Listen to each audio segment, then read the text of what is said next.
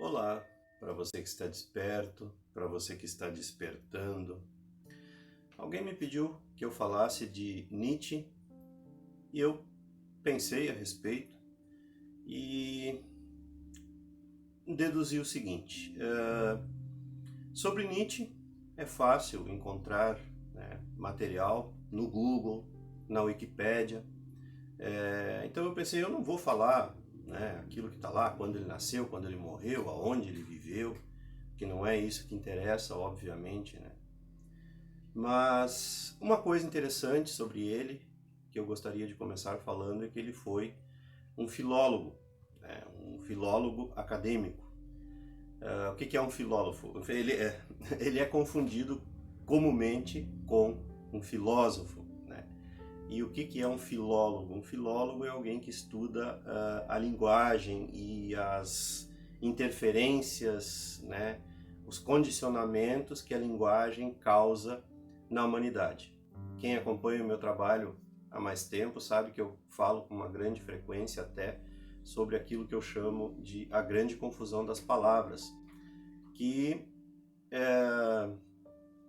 o que eu quero dizer com isso é que existe uma grande distância entre aquilo que a gente entende por uma palavra.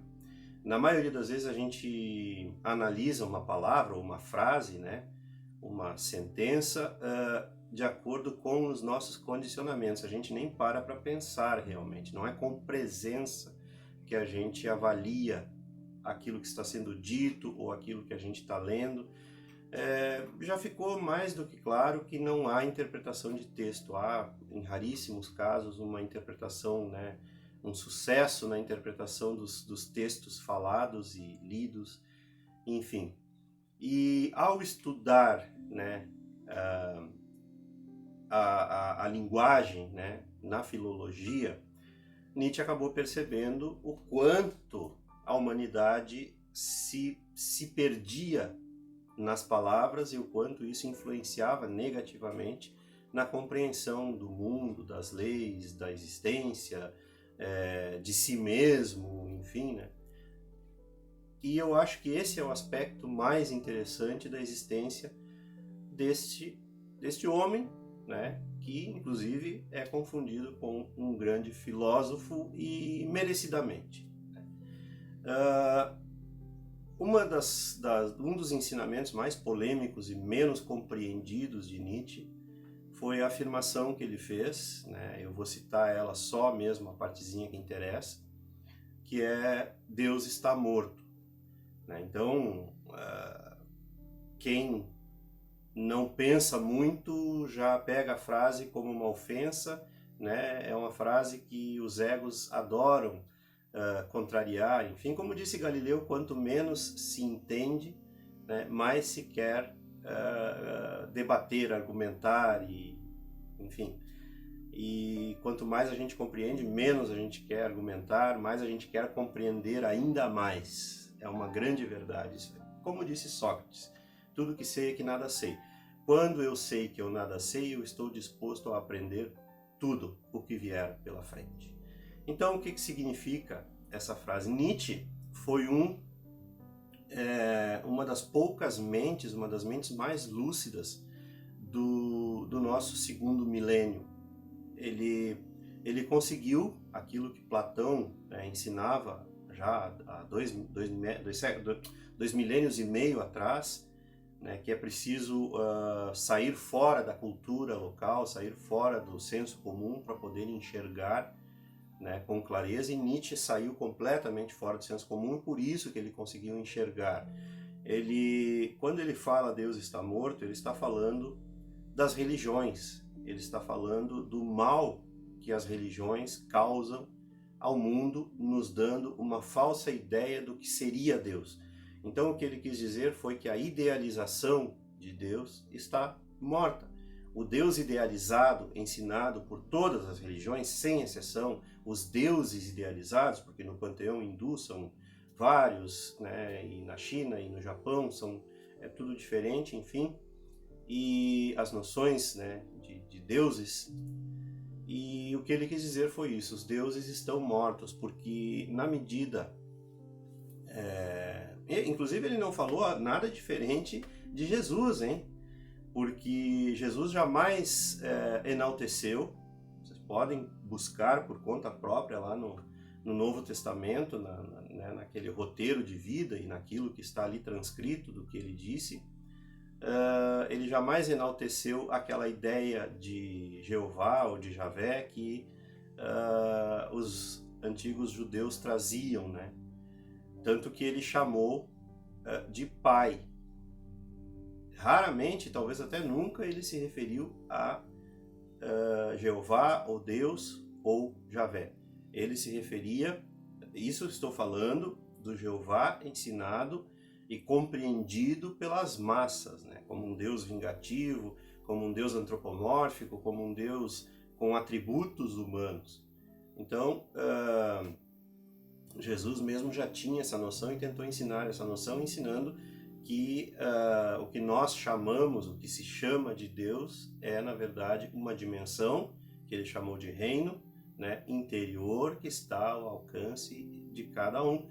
Então, Roma, né, ali no século IV, assumiu os ensinamentos de Jesus, transformou numa religião chamada de católicos, né?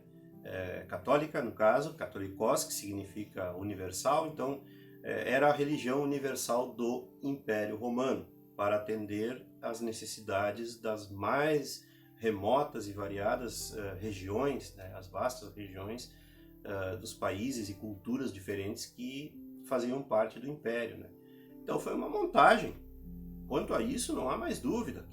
Basta procurar nos livros de história, ou até na Wikipédia mesmo, você vai ter uma noção mais clara, né, de que existiu uma montagem na qual Jesus foi elevado a algo que ele não era, né, a uma figura divina que ele não era.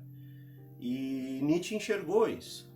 E, na realidade, quanto mais... Nietzsche falou isso ali no final do século XIX, e nós estamos agora no começo do século XXI. Cada vez que a nossa consciência aumenta mais, na medida que a nossa consciência individual e coletiva aumenta mais sentido faz a afirmação de Nietzsche, de que Deus, o Deus das religiões, está morto, deixando lugar para o Deus interior, para a descoberta de Deus. Não idealização, não a crença de Deus.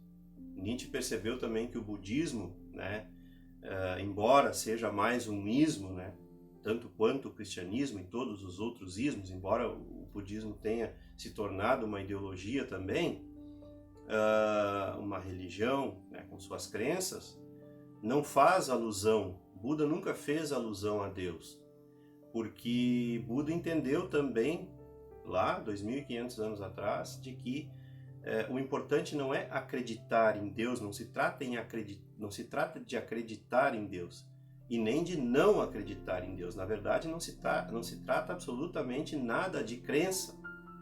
Trata-se de buscar, de procurar, mas procurar o quê? Procurar a si mesmo, procurar conhecer a si mesmo. Invariavelmente, buscando a si mesmo, você vai encontrar alguma coisa. Você pode chamar isso de Deus, você pode chamar isso de do que você quiser, enfim. E Nietzsche percebeu tudo isso. E é verdade que nós estamos inseridos num sopão de letras, né? O mundo é um sopão de letras que nós não conseguimos determinar por estarmos mergulhados, afogados nas palavras. Excesso de palavras, excesso de mente. As palavras pertencem ao mundo da mente e, por causa disso, quando a gente está apegado às palavras, a gente não consegue entender aquilo que está, o sentido profundo, o significado profundo delas. Tanto que a grande maioria das pessoas não entende essa afirmação. E para mim essa foi a maior afirmação de todas. Outro ensinamento também fantástico que ele conseguiu perceber, né, através de um dos livros dele, que é Além do Bem e do Mal, que eu acho fantástico, porque isso é um ensinamento que todos os grandes mestres espirituais do passado e contemporâneos, no caso eu ia dizer do futuro, perdão, e contemporâneos nossos também afirmam, né, que o bem e o mal são noções humanas, porque além do bem e do mal só existe aquilo que é, e ele percebeu isso, e ele colocou isso não de uma forma espiritualista, digamos assim, porque ele não era, né? Ele era extremamente materialista e ateu, colocando-se isso em jargões modernos, né? Porque na verdade hoje dá para se entender que ele era na verdade um buscador. Nós gostamos de colocar ele, como sempre, né? Nós humanos gostamos de classificar e rotular, a gente rotula ele como ateu enfim, não é isso que importa. O que importa é que ele conseguiu acessar os mesmos lugares, digamos assim, né? Não literalmente, mas a mesma dimensão de que os grandes mestres espirituais conseguiram acessar. Então ele também pode ser chamado de um grande mestre espiritual pelo alcance que ele teve. Então essa compreensão de bem e de mal, quando a gente se coloca acima disso, além, né, dessa noção maniqueísta que a gente aprende, no caso, preto e branco, bem e mal, né, dessa dualidade, no caso, a gente consegue entender o mundo muito melhor. Então ele foi uma das grandes mentes, realmente, dos últimos 2 milênios. Não dá para ser ignorado.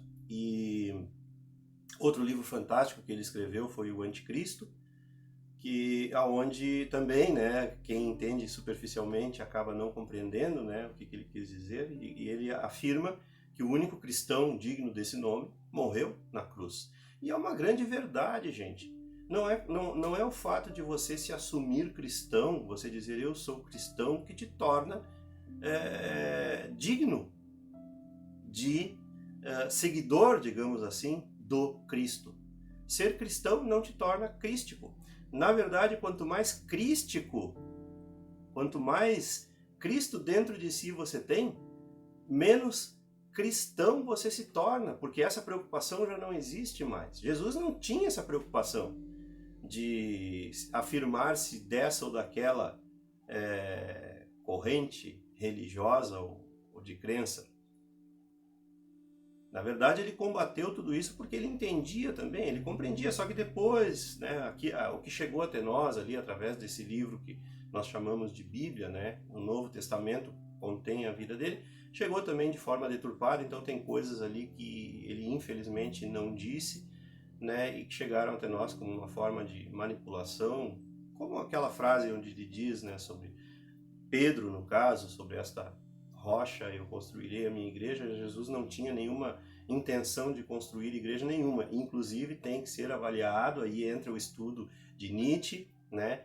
Tem que ser avaliada a raiz etimológica dessa palavra, igreja, né? Que significa em grego eclésia, que significa assembleia, reunião. Então ele pode até ter dito sobre essa rocha, né? Construirei a minha assembleia. Talvez tudo é uma questão de compreensão profunda. Talvez ele tenha dito num sentido de aqueles que me compreendem, mas Jesus era muito profundo para isso.